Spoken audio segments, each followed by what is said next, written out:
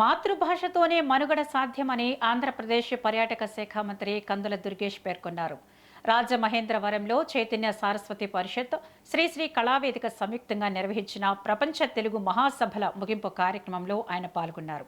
తెలుగు భాష అభివృద్ధికి రాజమహేంద్రవరం వేదికగా ఎన్నో కార్యక్రమాలు జరిగాయన్నారు. ప్రతి ఏటా ఇలాంటి సభలు జరగాలని ఆయన కోరారు. తెలుగుకు పూర్వవైభవం తీసుకువచ్చేలా జరిగే ప్రతి కార్యక్రమానికి తాము మద్దతు ఇస్తామని ప్రవాస భారతీయుడు సమన్వయ ఫౌండేషన్ ఉపాధ్యక్షురాలు డాక్టర్ జేమ్స్ కుమ్ము తెలిపారు. ప్రపంచంలో ఎక్కడున్నా తెలుగు భాష అభివృద్ధికి కృషి చేయాలన్నారు. ఈ కార్యక్రమంలో వివిధ ప్రాంతాలకు చెందిన పలువురు కవులు, కళాకారులు పాల్గొన్నారు. ఆయా రంగాల్లో నిష్ణాతులైన వారు తమ అభిప్రాయాలు వెల్లడించారు.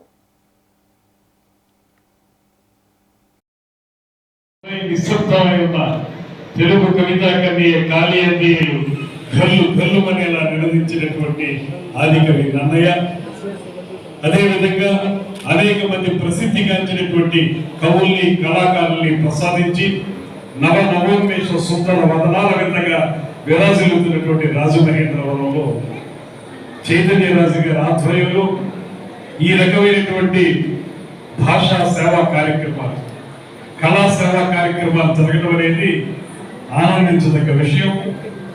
నిరంతరం ఇలాంటి కార్యక్రమాలు చేయడం ద్వారా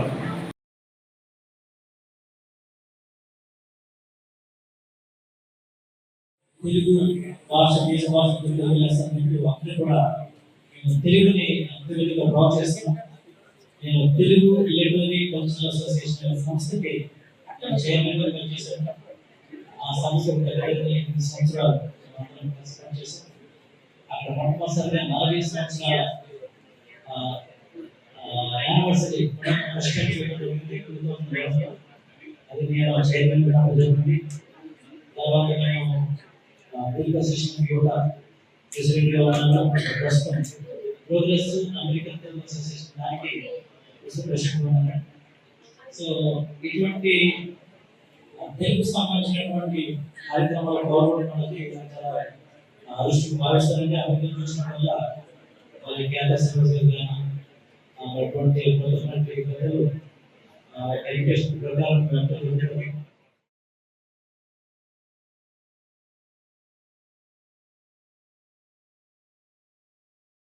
ఈ కార్యక్రమంలో పాల్పంచుకోవడం అనేది చాలా అదృష్టంగా భావిస్తున్నాను. కానీ సంపూర్ణంగా దీన్ని ఇందులో పాల్పంచుకోలేకపోయాం.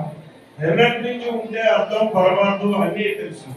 సామాజికవేత్తల దగ్గర నుంచి కళాకారుల దగ్గర నుంచి కళా ప్రియుల వరకు కూడా అందరూ ఉపన్యసించేటటువంటి అవకాశం ఉంది. వాళ్ళందరూ ఉపన్యాసాన్ని కూడా అవగాహన చేసుకోవడానికి, సంగ్రహించుకోవడానికి, జీవితంలో ఒక మలుపుల ముందుకు వెళ్ళడానికి అవకాశం ఉండే పరిస్థితి ఉంటుంది. అందరికీ నమస్కారం. నేను హైదరాబాద్ నుంచి వచ్చాను. నా పేరు షణ్ముఖ శర్మ. ఇవాళ ఏడవ ప్రపంచ కవి సమ్మేళనంకు నేను వచ్చాను. మా తాతగారి చాలా కవితలు రాస్తుండగా నేను మా తాతగారిని చూసి ఇన్స్పైర్ అయ్యి కవిత రాయాలనుకున్నాను. కవిత రాసి ఇక్కడ మంచి స్టేజ్ పర్ఫార్మెన్స్ ఇచ్చాను. అందరూ బాగుందని అన్నారు. ఇప్పుడు నేను రాముడి గీత వేశాను. నేను తాత రాముడు భక్తుడిగా వేస్తామని అనుకున్నాము. చాలా ప్రాక్టీస్ చేసాము. ఫలితం అవుతుందో లేదో చూద్దాం. ధన్యవాదాలు. నేడు 7వ ప్రపంచ తెలుగు మహాసభలో చైతన్యరాజు గారు ఆధ్వర్యంలో కత్తిమండ ప్రతాప్ గారి ద్వారా జరుగుతున్నాయి. చాలా ఆనందించవలసిన విషయం. ఇక్కడ చక్కటి కార్యక్రమాలు, జానపద నృత్యాలు, కవి సమ్మేళనాలు, బుర్రకథలు, హరికథలు, ఏకపాత్రాభినయాలు అన్నీ కూడా చక్కగా జరుగుతున్నాయి. మా మనవడు హైదరాబాద్ నుంచి వచ్చాడు. ఈ చక్కటి కార్యక్రమంలో నేను కూడా పాల్గొంటానని ఆనందంగా వచ్చాడు. మీరు కవులు కదా తాతయ్య గారు, నేను కూడా కవి సమ్మేళనలో పాల్గొంటాను, ఎలా రాయాలని అడిగాడు. ఎలా రాయాలంటే నీకు ఎలా తోస్తే ఎలా రాయాలన్నా అనేసరికి శ్రీశ్రీ గారు చెప్పినట్టు అగ్గిపుల్ల తప్పుపిల్ల అన్నట్టుగా నేను హైదరాబాద్ నుంచి ధ్యానం తాతగారింటికి వచ్చాను. నాకు తాతగారి కవితలు చూస్తుంటే నేను కూడా రాయాలనిపించింది. అంచేత నేను ఏం రాయాలని ఆలోచిస్తే అమ్మ గురించి రాయాలనిపించింది. అమ్మ వంట వండుతుంది, ఆ క్యారేజీలు తెస్తుంది, మమ్మల్ని స్కూల్కి పంపుతుంది. అమ్మంటే మాకు కల్పతరువు. అలాగే నాన్నంటే మాకు దైవం. ప్రతిరోజు ప్రొద్దుటి చీకటిలో వెళ్తాడు, రాత్రి వస్తాడు, మాకు కావాల్సిన సమకూరుస్తారు. అలాగే మా తాతగారు మా కుటుంబాన్ని ఎంతో చక్కగా చూస్తున్నారు. ఆయన యొక్క ప్రత్యేకత వల్ల నేను ఈనాడు ఈ కవిత రాస్తున్నాను. అంచేత మీరు దీవించండి, మమ్మల్ని ఆశీర్వదించండి అని ఈరోజు కవిత సమ్మేళనంలో చెప్పాడు. ఏం చేస్తాను తాతగారు అని తనే ఓగా, నేను రాముండండి, మీరు రామ భక్తులు. అంచేత మనం స్టేజ్ పెర్ఫార్మెన్స్ ఇద్దామండి. రఘుకుల తిలక రారా అని మీరు భక్తులుగా డ్యాన్స్ చేస్తుంటే నేను రాముడిగా అభయిస్తూ ఉంటాను. వెండిగిల్లో పాలు తెచ్చి నాకు ఇస్తుంటే నేను తాగుతాను. నా బుక్కులో చుక్క మీరు పెడుతుంటే నేను ఆనందిస్తాను అని ఎంతో సంతోషంగా చెప్పాడు మా మనవడు. ఇంటి దగ్గర ప్రాక్టీస్ అయ్యి ఇక్కడికి వచ్చాం. ఇంకా మా కార్యక్రమం కవి సమ్మేళనం పూర్తయింది. ఇంకా స్టేజ్ పెర్ఫార్మెన్స్ ఇవ్వడానికి మేము రెడీలో ఉన్నాం. ఇంతటి చక్కటి అవకాశం ఇచ్చిన మెట్రో టీవీ వారు నిడదవోలు నుంచి వచ్చారు. మాకు అక్కడ అవకాశం ఇచ్చినందుకు వారికి మరోసారి నమోవాకాలు చెప్పుకుంటాం. సుఖీభవ సుఖీభవ సుఖీభవ. ఆ యొక్క వంశంలో కవిల వంశంలో పుట్టడం మా జన్మ ధన్యం. అలాగే పిల్లలమర్రి పిల్లవీర భద్రుడు కూడా మాకు అయితే అమ్మ తరఫు నుంచి కూతురు తరఫు నుంచి అవుతారు. అలా తాత శ్రీనాథుడి యొక్క వంశం గురించి చెప్పడం అంటే చాలా సంతోషం, అమోఘం, అద్వితీయం, ఆనందదాయకం. ఈరోజు ఈ యొక్క కార్యక్రమాల్లో మమ్మల్ని పిలవడం మాకు చైతన్యరాజు గారికి, ముఖ్యంగా మా శ్రీశ్రీ కళావేదిక, మన శ్రీశ్రీ కళావేదిక సంస్థ చైర్మన్ గారు మన ప్రతాప్ గారికి, ఈశ్వరి భూషణం గారికి, మళ్ళీ పార్థసారథి గారికి ఎంతో రుణపడి ఉన్నాను, ఆ టీం మొత్తానికి. అట్లా మమ్మల్ని ఫస్ట్ మొదటిసారిగా గుర్తింపు ఇచ్చింది వారు. తర్వాత గజల్ శ్రీనివాస్ గారు, మళ్ళీ తెలుగు రాష్ట్రాలు, ఇప్పుడు ప్రభుత్వాలు కూడా గుర్తింపు ఇస్తున్నాయి. అలా మా యొక్క వంశీకం గురించి చెప్పడం అమోఘం. అయితే ఆ వంశంలో పుట్టడం వల్ల అందరికీ ఏది సంస్కృత పండితులు, భాషా పండితులు, వ్యాకరణ పండితులు, తెలుగు పండితులు, దేవి ఉపాసకులు అయ్యారు. ఆ తర్వాత మళ్ళీ కవిగా ఆ కవి వంశంలో కవిగా పుట్టడం నా జన్మ ధన్యం. అట్లా ఇప్పుడు 30 గ్రంథాలు రాయడం జరిగింది. ఇంకా 200 గ్రంథాలు అముద్రితాలుగా ఉన్నాయి. అయితే నా యొక్క ఏంటి బేసిక్ అంటే ప్రపంచానికి, ప్రజలకి, ప్రభుత్వాలకి తెలియని ఎన్నో ప్రాచీన తాళపత్ర గ్రంథాలు సేకరించాను. అట్లాగే తెలుగు భాషలో ఉన్నటువంటి మట్టి దెబ్బల కింద ఉన్నటువంటి దేవాలయాలు, 2 నగరాలు కూడా కనుగొనడం జరిగింది. అది మీ అందరి ఆశీస్సులే. అట్లా ఇంకా ప్రభుత్వాలు, ప్రజలు గుర్తింపు ఇస్తే ఇంకా వెలుగులోకి రానటువంటి కవులు ఉన్నారు. మడుపతి నాగయ్య, భానాల శరభయ్య, పిల్లలమర్రి పాపనారుడు, కంకంటి శివరాజు, ఇలాంటి మరుగున పడిన మహాకవులు ఉన్నారు. వారిని కూడా వెలుగులోకి తీసుకొస్తున్నాము, పరిష్కరిస్తున్నాను గ్రంథాలు. అయితే మనకి మహాకవి పోతన గారు, ఆయన భాగవతం రచించారు, మహా గొప్ప కవి. వారికంటే ముందు కూడా 14వ శతాబ్దంలో మనకి అది మన షడాక్షరుడు అనే మహాకవి కూడా భాగవతాన్ని రచించారు. ఇప్పుడు ఆ తాళపత్ర గ్రంథాలు కూడా కొన్ని పాడైపోయాయి, వాటిని కూడా వెలుగులోకి తీసుకొస్తున్నాము. అట్లా భాగవత చరిత్రలో షడాక్షరుడు, పోతన గారు, ఇంకెంతో మంది మహానుభావులు ఉన్నారు.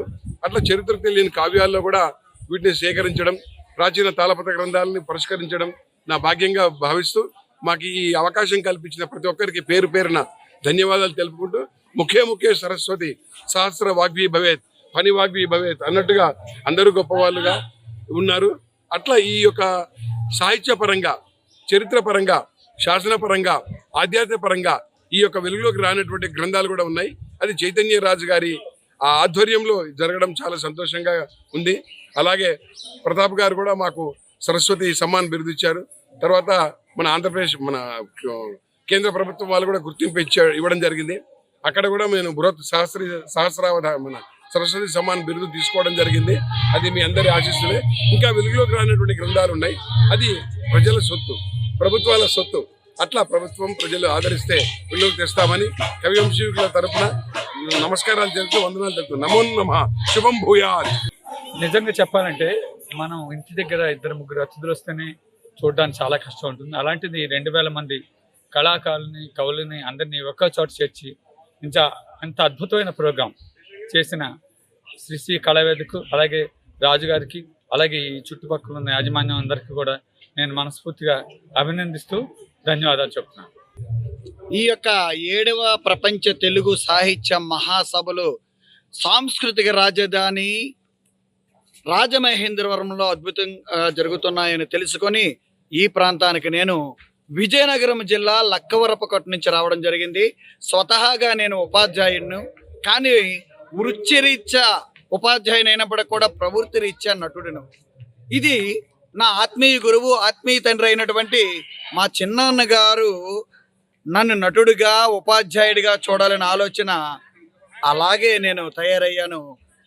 కవినిగా కూడా నేను మెరుగుపరుచుకోగలిగాను. ఇక్కడ కవి సమ్మేళనంలో ఒక కవి చదివాను. ఇప్పుడు నేను ఏకపాత్ర అభినయం వేద్దాం అనుకుంటున్నాను. మిస్టర్ రూదర్ఫర్డ్, ఏమిటి చర్చలకు ఆహ్వానించావా? నీతో మంతనాలు చెయ్యాలా? మా దేశాన్ని దోచుకు తింటున్నారు, మమ్మల్ని అనైక్యతగా పెంచుతున్నారు, మొత్తం విశాలమైన భారతదేశాన్ని ఆక్రమించుకున్నారు. ఏమిటి ఆవేశమా? ఆవేశం కాకపోతే నీతో ఆనందంగా గడపాలనుకుంటున్నావా? ఎందుకు గడుపుతామయ్యా? నా ప్రజలు అలమటించిపోతున్నారు. చాలిన గుడ్డలతో నా చిన్నారులు, ఆడపడుచులు సిగ్గుతో చచ్చిపోయే విధంగా ఉన్నారు. రైతులు కానీ, ప్రజలు కానీ ఒక్క పూట కూడా భోజనం చేయలేని దుస్థితిలో ఉన్నారు.